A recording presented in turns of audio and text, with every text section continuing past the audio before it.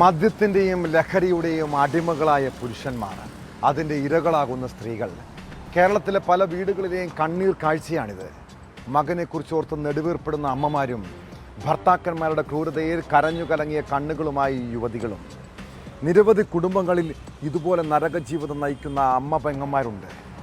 തിരുവനന്തപുരം പൂവാറിലെ നാട്ടുകാർക്കും പറയാനുണ്ട്. കേട്ടാൽ നെഞ്ചു പിടയുന്ന ഒരു കഥ. പൂവാറിലെ വീട്ടിൽ നിന്ന് 2 സ്ത്രീകളുടെ നിലവിളി ശബ്ദം കേട്ട് ഓടിക്കൂടിയ നാട്ടുകാർ കണ്ടത് ചോരയിൽ കുളിച്ചു കിടക്കുന്ന സുകുമാരി എന്ന വയോധികയെ. തൊട്ട് സമീപത്ത് ഭയന്നു വിറച്ച് മരുമകൾ അനീഷയും.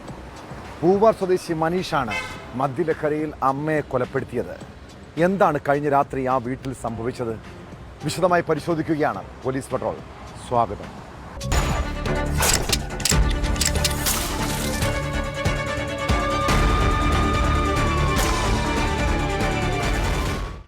സ്ത്രീകളുടെ കണ്ണീരും ചോരയും വീഴുന്ന വീടുകളുടെ കഥ കേൾക്കുന്നത് വല്ലാത്തൊരു നൊമ്പരാണ്.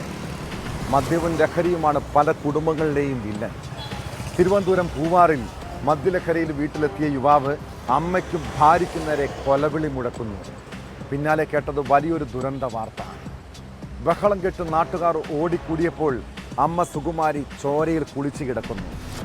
ഭാര്യയെ ആക്രമിക്കുന്നത് തടഞ്ഞപ്പോഴാണ് മനീഷ് അമ്മയ്ക്ക് നേരെ തിരിഞ്ഞത്. തലയടിച്ചു വീണ അമ്മയെ ആശുപത്രിയിൽ എത്തിച്ചെങ്കിലും ജീവൻ രക്ഷിക്കാനായില്ല. കേസിൽ മകൻ മനീഷിനെ പോലീസ് അറസ്റ്റ് ചെയ്തു.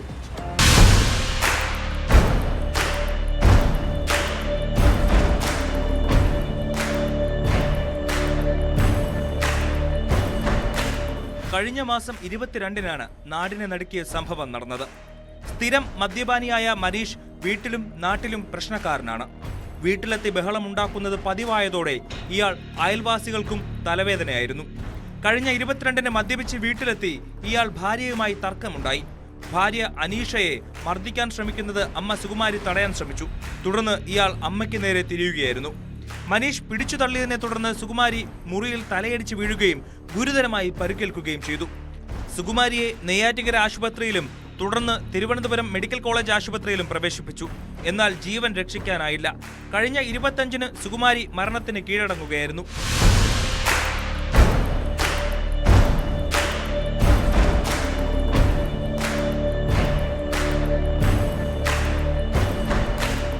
സംഭവത്തിന് ശേഷം സ്ഥലം വിട്ട മനീഷിനായി തിരച്ചിലിലായിരുന്നു പൂവാർ പോലീസ്. കസ്റ്റഡിയിലെടുത്ത മനീഷിനെ കോടതി റിമാൻഡ് ചെയ്തു.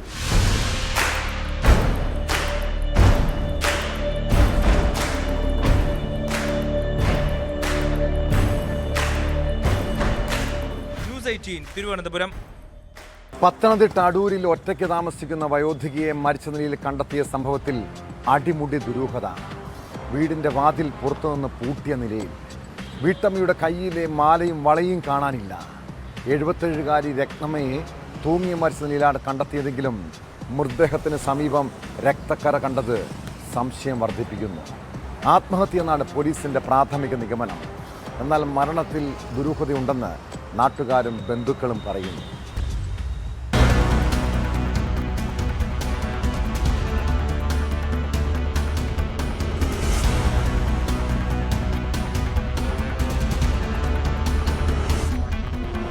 രാവിലെ 11 മണിയോടെയാണ് അടൂർ കോട്ടമുകൾ സ്വദേശിയും 77 വയസ്സുമുള്ള രത്നമ്മയെ വീടിനോട് ചേർന്നുള്ള ഷെഡിൽ തൂങ്ങിമരിച്ച നിലയിൽ കണ്ടെത്തിയത്.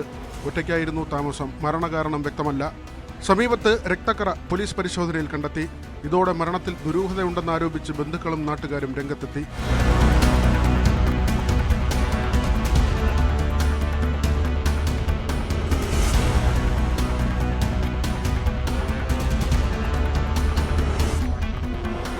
രത്നമ്മയുടെ 2 ആൺമക്കളിൽ ഒരാൾ ഡൽഹിയിലും മറ്റൊരാൾ വിദേശത്തുമാണ്. രാവിലെ മക്കൾ ഫോണിൽ വിളിച്ചിട്ട് ലഭിക്കാത്തതിനെ തുടർന്ന് അയൽവാസികളെ വിവരമറിയിച്ചതോടെയാണ് രത്നമ്മയെ തൂങ്ങിമരിച്ച നിലയിൽ കണ്ടെത്തിയത്.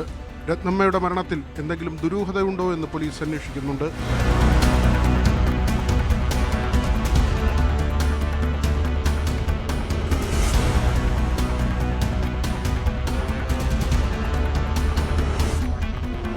ന്യൂസ് 18 പത്തനംതിട്ട. സ്ത്രീകളെ തൊടുകയും മുട്ടുകയും ചെയ്യുന്നതിൽ ലൈംഗികാനന്ദം കണ്ടെത്തുന്ന ചില പുരുഷന്മാരുണ്ട്. നമ്മുടെ നാട്ടിലെ പൊതുഗതാഗത സംവിധാനങ്ങളിലാണ് ഇത്തരം ലൈംഗിക അതിക്രമങ്ങൾ ഉണ്ടാകുന്നത്. തിരുവനന്തപുരം കൊച്ചുവേളി റെയിൽവേ സ്റ്റേഷനിൽ വെച്ചുണ്ടായ ദുരനുഭവത്തിൻ്റെ നടുക്കത്തിലാണ് സീരിയൽ താരം. പ്ലാറ്റ്ഫോമിലേക്ക് പോകാനായി റെയിൽവേ ലൈൻ ക്രോസ് ചെയ്യുമ്പോഴാണ് നടിക്ക് പിന്നാലെ പോർട്ടർ സഹായിക്കാനെന്ന പേരിൽ നടന്നു വന്നത്. ആദ്യം ബാഗിൽ പിടിച്ച റെയിൽവേ ജീവനക്കാരൻ പിന്നാലെ ദേഹത്ത് കടന്നു പിടിക്കുകയായിരുന്നു. സംഭവത്തിൽ ജീവനക്കാരനെ റെയിൽവേ അധികൃതർ ന്യായീകരിക്കാൻ ശ്രമിച്ചെങ്കിലും പോലീസ് എത്തിയതോടെ രംഗം മാറി. കേസിൽ കാഞ്ഞിരംകുളം സ്വദേശി അരുണിനെ അറസ്റ്റ് ചെയ്തു.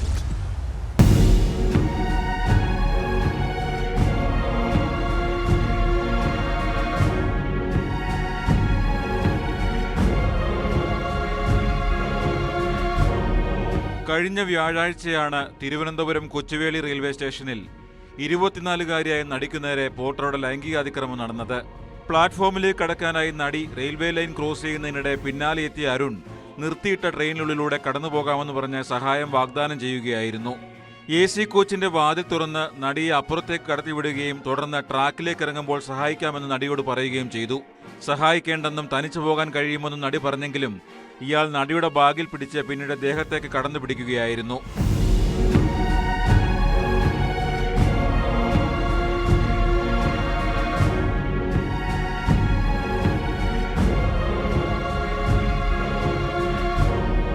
പോർട്ടറെ ന്യായീകരിക്കുന്ന രീതിയിലാണ് അധികൃതർ ആദ്യം പെരുമാറിയതെന്ന് നടി പറയുന്നു. സംഭവം ഉണ്ടായ ഉടൻ തന്നെ റെയിൽവേ അധികൃതർക്കും പേട്ട പോലീസ് സ്റ്റേഷനിലും പരാതി നൽകി. പ്രാഥമിക അന്വേഷണത്തിന് ശേഷം പ്രതിക്കെതിരെ പോലീസ് കേസെടുത്തു. തുടർന്ന് കോടതിയിൽ ഹാജരാക്കിയ പ്രതിയെ റിമാൻഡ് ചെയ്തു.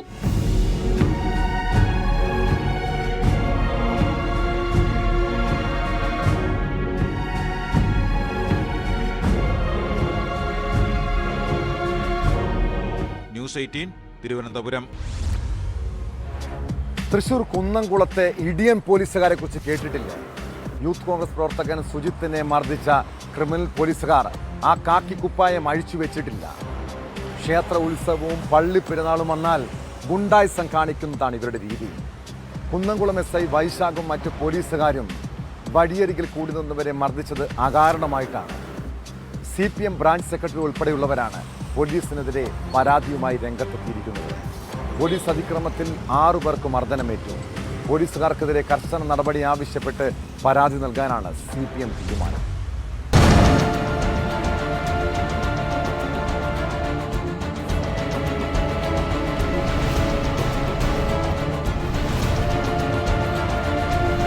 കുന്നംകുളം സെന്റ് ഗ്രിഗോറിയോസ് ഓർത്തഡോക്സ് പള്ളി പെരുന്നാളിനിടെ പുലർച്ചെ 3 മണിയോടെയായിരുന്നു സംഭവം.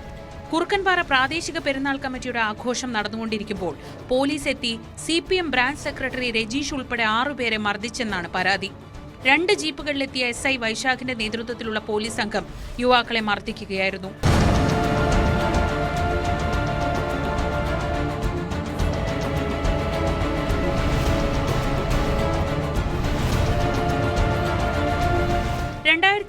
ൽ പെരുന്നാൾ ആഘോഷത്തിനിടയിലും നഗരസഭാ കൗൺസിലറെ മർദ്ദിച്ചിരുന്നു. കഴിഞ്ഞ ജനുവരിയിൽ പാർക്കാടി ക്ഷേത്ര ഉത്സവത്തിനിടയിലും ഫെബ്രുവരിയിൽ ചീരംകുളം ക്ഷേത്രപൂരം മഹോത്സവത്തിനിടയിലും അടുപ്പുട്ടി പെരുന്നാൾ ആഘോഷത്തിനിടയിലും SI വൈശാഖ് യുവാക്കളെ മർദ്ദിച്ചെന്ന് പരാതിയുണ്ട്. SIക്കും മറ്റു പോലീസുകാർക്കുമെതിരെ കർശന നടപടി ആവശ്യപ്പെട്ട് മുഖ്യമന്ത്രിക്കും ഉന്നത പോലീസ് അധികാരികൾക്കും പരാതി നൽകാനാണ് CPM തീരുമാനം.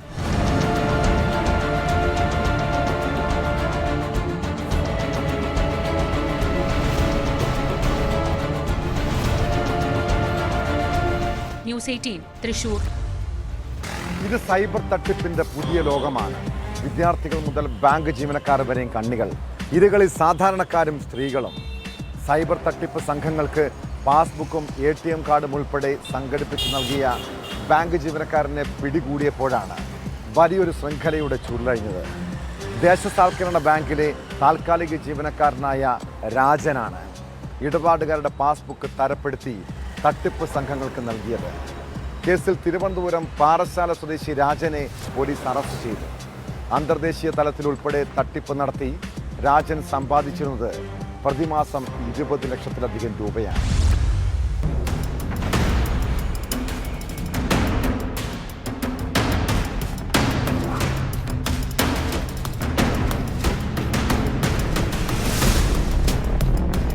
സൈബർ തട്ടിപ്പിലൂടെ ലക്ഷങ്ങൾ സമ്പാദിക്കുന്ന സംഘത്തിന്റെ സംസ്ഥാനത്തെ ഇടനിലക്കാരിൽ ഒരാളാണ് പിടിയിലായ ഊരമ്പ് ചൂടാൽ സ്വദേശി രാജൻ എന്ന 28-കാരൻ. നെയ്യാറ്റിൻകരയിലെ ഒരു ദേശസാൽക്കരണ ബാങ്കിലെ താത്കാലിക ജീവനക്കാരനായിരുന്നു ഇയാൾ. ഇവിടെ എത്തുന്ന സാധാരണക്കാരായ ഇടപാടുകാരുടെ പാസ്ബുക്കും ATM കാർഡുകളും ഉൾപ്പെടെ ഇയാൾ തന്ത്രത്തിൽ കൈവശപ്പെടുത്തുന്നതിലൂടെയാണ് തട്ടിപ്പിന് തുടക്കം കുറിക്കുന്നത്. തുടർന്ന് രാജ്യത്തിന് പുറത്തും അകത്തും വലവിരിച്ചിട്ടുള്ള സൈബർ തട്ടിപ്പ് സംഘങ്ങൾ അപഹരിച്ചെടുക്കുന്ന തുകകൾ രാജൻ കൈവശപ്പെടുത്തിയിരിക്കുന്ന അക്കൗണ്ടുകളിൽ വന്നു ചേരും. തട്ടിച്ച് കൈക്കലാക്കി അക്കൗണ്ടുകളിൽ വന്നു ചേരുന്ന പണം പിൻവലിച്ച് സൈബർ മോഷ്ടാക്കളുടെ അക്കൗണ്ടിലേക്ക് എത്തിച്ചു നൽകുന്ന ഇടനിലക്കാരനായാണ് രാജൻ പ്രവർത്തിച്ചതെന്നാണ് പോലീസ് പറയുന്നത്.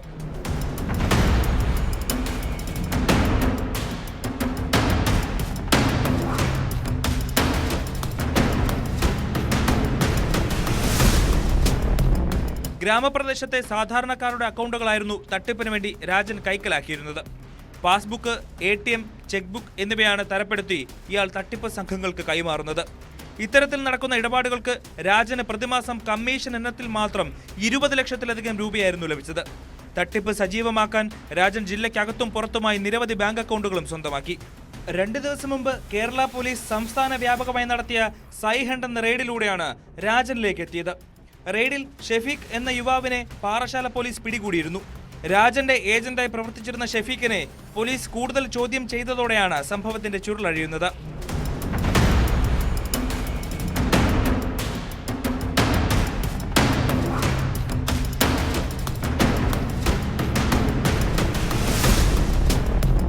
ന്യൂസ് 18 തിരുവനന്തപുരം. ഒന്ന് ദേഹത്ത് തട്ടിയാലോ തുറിച്ചു നോക്കിയാലോ കൊല്ലും കൊലയും നടക്കുന്ന നാട്. എന്താണ് മലയാളികൾക്ക് ഇപ്പോൾ സംഭവിക്കുന്നത്? കൊല്ലം കൊട്ടിയത്ത് ചായക്കട ജീവനക്കാരനെ വെട്ടിക്കൊല്ലാൻ ശ്രമിച്ചത് വ്യക്തിവിരോധത്തെ തുടർന്നാണ്. കൊട്ടിയം സ്വദേശി ആനന്ദ് ചായക്കടയിലെത്തിയപ്പോൾ ജീവനക്കാരൻ അബദ്ധത്തിൽ തട്ടിയെന്ന് പറഞ്ഞാണ് ആക്രമണം നടത്തിയത്. സാരമായി പരിക്കേറ്റ അസം സ്വദേശി ഭാസ്കർ ജ്യോതി ആശുപത്രിയിൽ ചികിത്സയിലാണ്. കേസിൽ പ്രതി ആനന്ദിനെ പോലീസ് അറസ്റ്റ് ചെയ്തു.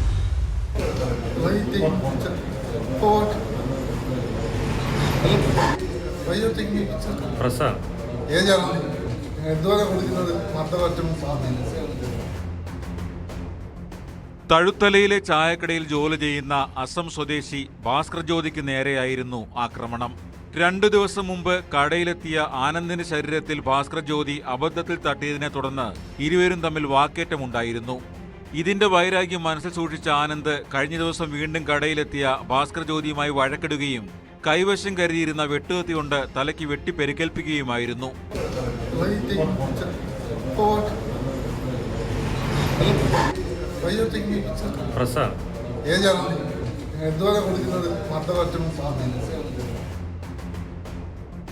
സംഭവത്തിന് ശേഷം ഒളിവിൽ പോയ പ്രതിയെ കൊട്ടിയം ഇൻസ്പെക്ടർ P. പ്രദീപിന്റെ നേതൃത്വത്തിലുള്ള പോലീസ് സംഘം പിടികൂടുകയായിരുന്നു. പെരുക്കേറ്റ ഭാസ്കർ ജ്യോതിയെ കൊട്ടിയത്തെ സ്വകാര്യ ആശുപത്രിയിൽ പ്രവേശിപ്പിച്ചു. വൈദ്യപരിശോധനയ്ക്ക് ശേഷം പ്രതിയെ കോടതിയിൽ ഹാജരാക്കി റിമാൻഡ് ചെയ്തു.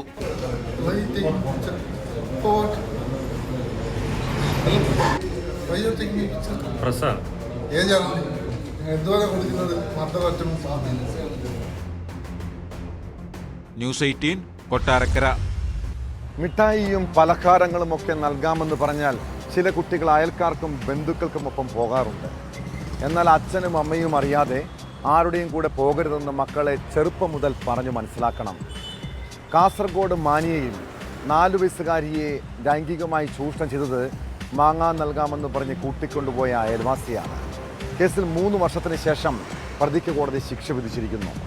കൊല്ലം ചിതറ സ്വദേശിയും കാസർഗോട്ടെ ക്വാർട്ടേഴ്സിൽ താമസക്കാരനുമായ രാജീവിന് ജീവപര്യന്തം കഠിന തടവാണ് ശിക്ഷ.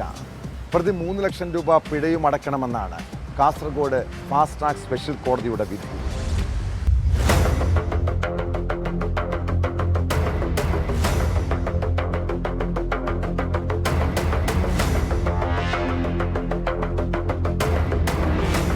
ബദിയടുക്ക പോലീസ് സ്റ്റേഷൻ പരിധിയിൽ താമസിക്കുന്ന കുട്ടിയെ മാങ്ങ നൽകാമെന്ന് പറഞ്ഞ് പ്രലോഭിപ്പിച്ച് പ്രതി മാന്യയിലുള്ള തന്റെ ക്വാർട്ടേഴ്സിലേക്ക് കൊണ്ടുപോയി ലൈംഗിക പീഡനത്തിന് വിധേയമാക്കിയ കേസിലാണ് ശിക്ഷ. കൊല്ലം ചിതറ സ്വദേശിയും മാന്യയിലുള്ള ക്വാർട്ടേഴ്സിൽ താമസക്കാരനുമായ S. രാജീവിനെയാണ് ശിക്ഷിച്ചത്. ജീവപര്യന്തം കഠിന തടവും 22 വർഷം കഠിന തടവും 3 ലക്ഷം രൂപ പിഴയുമാണ് ശിക്ഷ വിധിച്ചത്. പിഴയടച്ചില്ലെങ്കിൽ 12 മാസം അധിക കഠിന തടവും അനുഭവിക്കണം.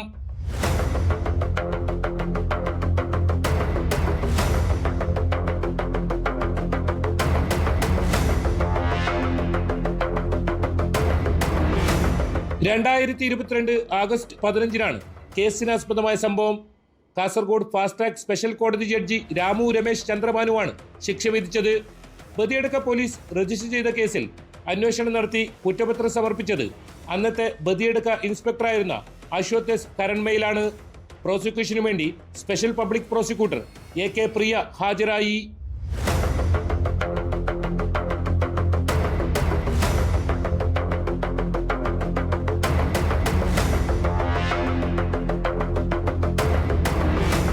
ന്യൂസ് 18 കാസർഗോഡ്. സ്കൂൾ അവധി ദിവസങ്ങളിൽ മക്കൾ വീട്ടിൽ നിന്ന് പുറത്തു പോകുന്നുണ്ടോ എന്ന് എത്ര മാതാപിതാക്കൾ ശ്രദ്ധിക്കാറുണ്ട്. കൂട്ടുകാരുടെ വീട്ടിലേക്കെന്ന് പറഞ്ഞ് പോകുന്ന കുട്ടികളെ നിരീക്ഷിച്ചില്ലെങ്കിൽ അവർ പല അപകടങ്ങളിലും പെടാം. ഒടുവിൽ അതിൻ്റെ തിക്താനുഭവം നേരിടുന്നത് രക്ഷിതാക്കൾ തന്നെയാണ്. എറണാകുളം ചെറായിയിൽ 16-കാരൻ വാഹനം ഓടിച്ച് അപകടമുണ്ടാക്കിയ കേസിൽ കടുത്ത നടപടിക്ക് നീങ്ങുകയാണ് പോലീസും മോട്ടോർ വാഹന വകുപ്പും. ഇന്നോവക്കാരൻ്റെ RC 1 വർഷത്തേക്ക് റദ്ദാക്കും. 16-കാരന് 25 വയസ്സ് തികയും വരെ ലൈസൻസ് നൽകില്ല.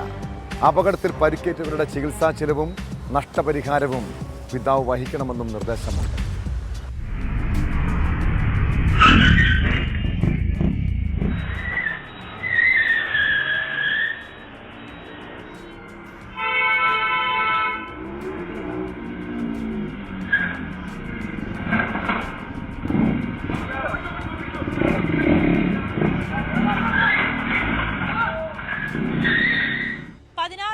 പിതാവും RC ഓണറുമായ കലൂർ സ്വദേശി അബ്ദുൾ റഷീദിനെ ഇന്നലെ തന്നെ ഞാറയ്ക്കൽ പോലീസ് വിളിച്ചു വരുത്തിയിരുന്നു.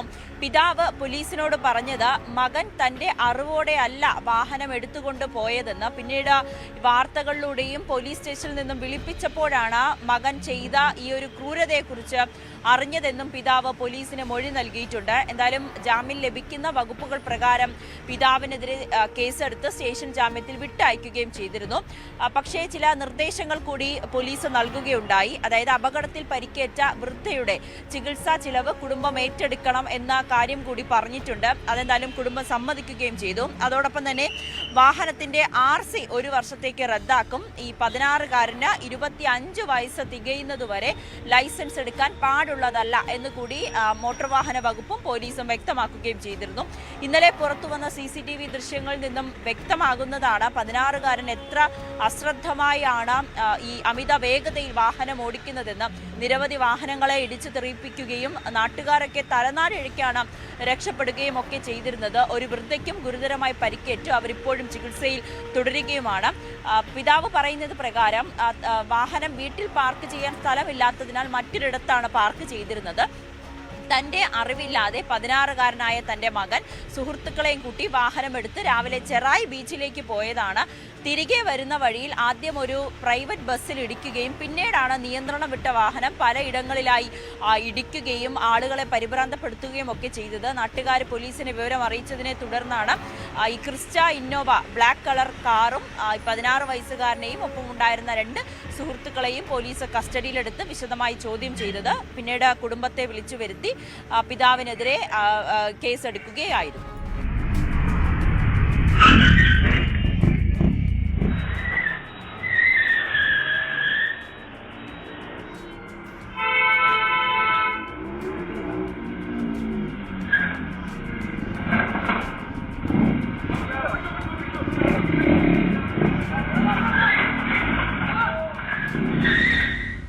പണിയെടുത്താൽ കൂലി കൊടുക്കണം, അല്ലാതെ തൊഴിലാളികളുടെ ശമ്പളം പിടിച്ചു വെക്കുന്നത് മര്യാദകേടല്ല.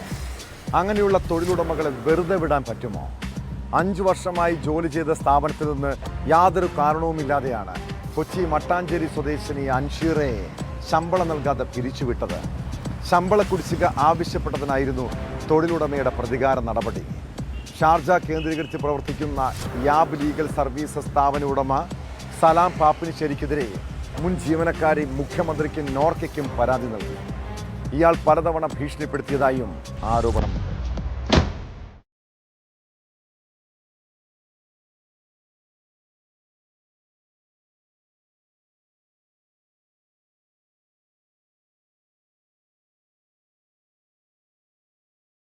നിയമസഹായം വാഗ്ദാനം നൽകുന്ന യാബ് ലീഗൽ സർവീസസിൽ കഴിഞ്ഞ 5 വർഷമായി ജോലി ചെയ്യുകയായിരുന്നു അൻഷീറ. നേരത്തെ തന്നെ സ്ഥാപനത്തിൽ നിന്നും മാനസിക പീഡനവും നേരിട്ടിരുന്നു. അതിനെതിരെ പരാതിയും നൽകിയതാണ്. എന്നാൽ യാതൊരു മുന്നറിയിപ്പുമില്ലാതെ അകാരണമായി ജോലിയിൽ നിന്നും പിരിച്ചുവിട്ടെന്നാണ് പെൺകുട്ടിയുടെ ആരോപണം. ശമ്പളവും മറ്റ് ആനുകൂല്യങ്ങളും തടഞ്ഞുവെക്കുകയും ചെയ്തുവെന്നും പരാതിയിൽ പറയുന്നു. ഞാൻ 2020 ജാനുവരിയിലാണ് യാബ് ലീഗൽ സർവീസസ് എന്ന് പറഞ്ഞ ഈ കമ്പനിയിൽ ജോയിൻ ചെയ്യുന്നത്. ഒരു നിയമസ്ഥാപനമാണെങ്കിലും ഇല്ലീഗലായിട്ടുള്ള പ്രവർത്തികളാണ് അവിടെ നടന്നുകൊണ്ടിരുന്നത്. നമ്മൾ ചെല്ലുമ്പോൾ നമ്മളുടെ പാസ്പോർട്ട് അവിടെ പിടിച്ചു വെക്കും. പിന്നെ ചില ആളുകളെ കൊണ്ട് പേപ്പറിൽ സൈൻ ചെയ്തിട്ട് ബ്ലാങ്ക് പേപ്പറിൽ സൈൻ ചെയ്യിപ്പിച്ചിട്ട് തമ്പ് മേടിക്കും. അങ്ങനെ പല ആളുകളെ കൊണ്ട് ചെയ്യിപ്പിച്ചിട്ടുണ്ട്. എന്നെ കൊണ്ട് സൈൻ ചെയ്ത് മേടിപ്പിച്ചു. പക്ഷേ ലാസ്റ്റ് ടൈമായിരുന്നു, എയർപോർട്ടിൽ നിന്നാണ് ചെയ്യിപ്പിച്ചത്.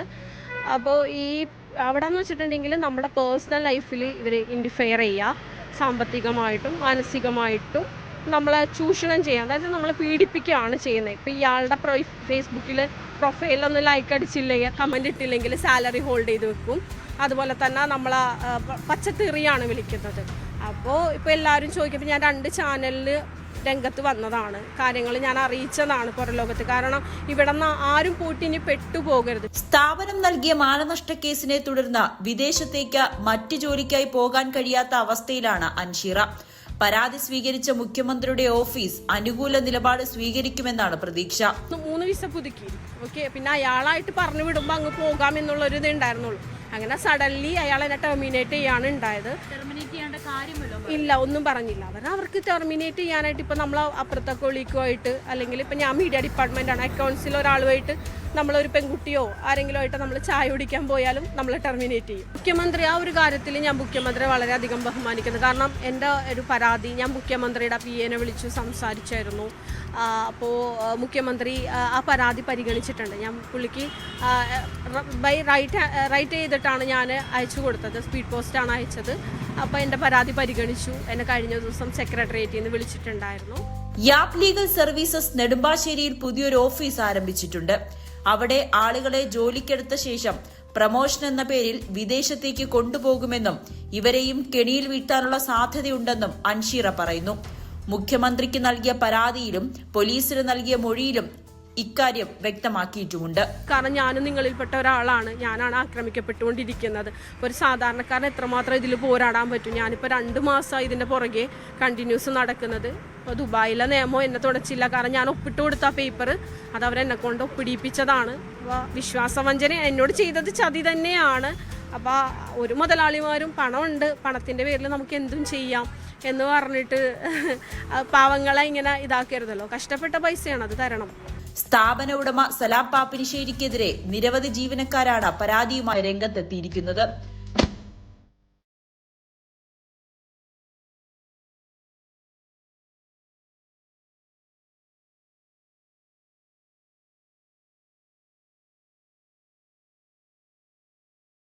ന്യൂസ് 18 കൊച്ചി.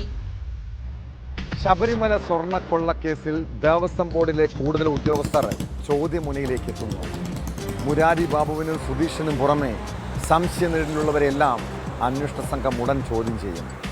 ദേവസ്വം ബോർഡ് മുൻ സെക്രട്ടറി ജയശ്രീ, തിരുവാഭരണ കമ്മീഷണർമാരായിരുന്ന ബൈജു, രാധാകൃഷ്ണൻ തുടങ്ങിയവരെ വൈകാതെ ചോദ്യം ചെയ്യാനാണ് തീരുമാനം. ഇവരുടെ പങ്ക് തെളിയിക്കുന്ന വിവരങ്ങൾ ലഭിച്ചാൽ അറസ്റ്റിലേക്ക് കടക്കും.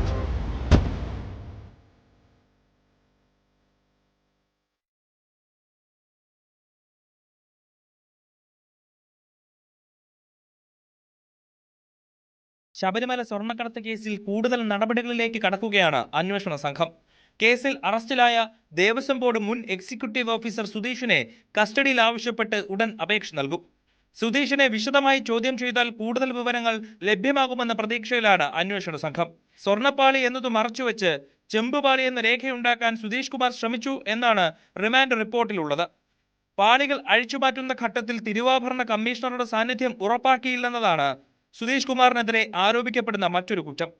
ദ്വാരപാലക ശില്പങ്ങൾ ചെമ്പുപാളികൾ എന്ന് രേഖപ്പെടുത്തി നവീകരണത്തിനായി ഉണ്ണികൃഷ്ണൻ പോറ്റിക്ക് കൈമാറാൻ ഇടപെടൽ നടത്തുകയും ചെയ്തു. സുധീഷ് കുമാർ നൽകിയ വിവരങ്ങളുടെ അടിസ്ഥാനത്തിൽ കൂടുതൽ അറസ്റ്റ് ഉടൻ ഉണ്ടായേക്കും.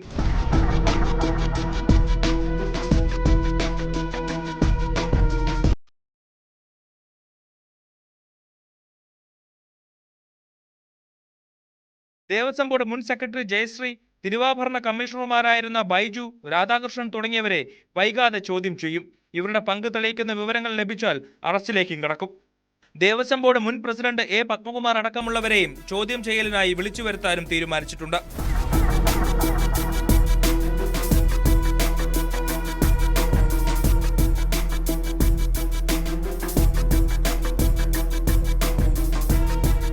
ന്യൂസ് 18 തിരുവനന്തപുരം.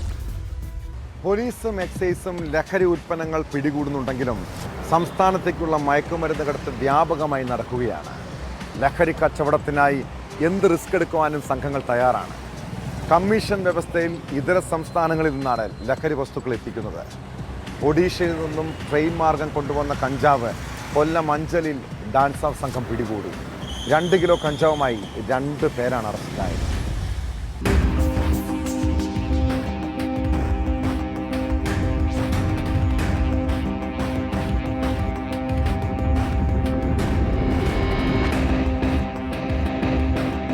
രാവിലെ KSRTC ബസ്സിൽ അഞ്ചൽ ചന്തമുക്കിലെ ബസ് സ്റ്റോപ്പിൽ വന്നിറങ്ങിയ ഒറ്റപ്പാലം സ്വദേശി ഷഫീർ, മഹാരാഷ്ട്ര സോലാപൂർ സ്വദേശിനി ശശികല എന്നിവരാണ് പിടിയിലായത്. ഇവരുടെ പക്കൽ നിന്ന് 2 കിലോയോളം കഞ്ചാവ് കണ്ടെത്തി. ഡാൻസ് ഓഫ് ടീമും അഞ്ചൽ പോലീസും ചേർന്നായിരുന്നു പരിശോധന. ഒഡീഷയിൽ നിന്ന് കഞ്ചാവ് വാങ്ങി ട്രെയിൻ മാർഗം കൊല്ലത്തെത്തിക്കുകയും അവിടെ നിന്ന് KSRTC ബസ്സിൽ അഞ്ചലിലേക്ക് എത്തിക്കുകയുമായിരുന്നു. അഞ്ചലിലെ കഞ്ചാവ് ഉൽപ്പന്ന സംഘത്തിന് കൈമാറാനാണ് കൊണ്ടുവന്നതെന്ന് പ്രതികൾ പോലീസിന് മൊഴി നൽകി.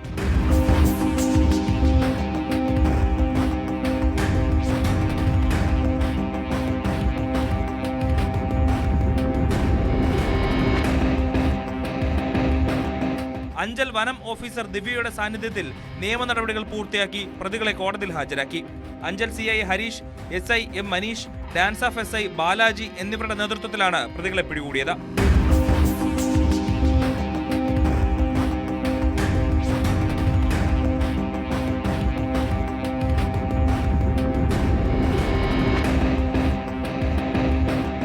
ന്യൂസ് 18 പുനലൂർ.